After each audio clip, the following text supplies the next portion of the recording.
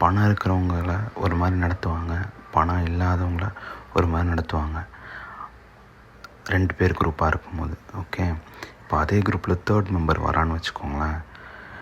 அதில் வரவங்க இவங்கள விட வசதி வாய்ப்புலேயும் இல்லை இவங்க மென்ஷன் பண்ணுற அந்த ஸ்டாண்டர்டை விடவும் கம்மியாக இருந்தாங்க அப்படின்னா, அந்த செகண்ட் பர்சன் ஏற்கனவே டிஸ்கிரிமினேட் ஆகிட்டு இருந்திருப்பான் பார்த்திங்களா, அவனுக்கு அங்கேருந்து தான் விடிவு காலம் அப்படின்ற மாதிரி அவங்களுக்கு மென்டலாக தாட் வந்துடும்.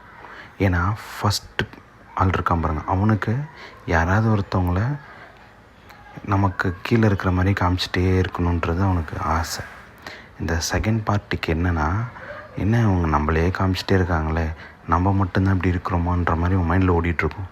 அதே அந்த 3ஆவது ஆள் வரும்போது, இது எனக்கு நடந்திருக்கு, உனக்கு இது நடக்கக்கூடாதுன்னு அப்படின்னு சொல்கிறவங்க 50% இருந்தாலும், இன்னொரு 50% எனக்கு இதை ஒருத்தன் பண்ணால் அதை நான் இன்னொருத்தவனுக்கு பண்ண போகிறேன்.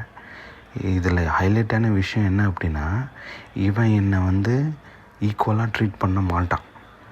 சின்ஸ் நான் அவனோட எக்கனாமிக்கலாக டவுனாக இருக்கனால, இப்போது நம்மளை விடவே நான் ஒரு விஷயத்தில் இருந்தேன்னா, இப்போ இவன் என்னை விட 2, 3, 4 விஷயத்தில் அதிகமாக இருக்கிறான்.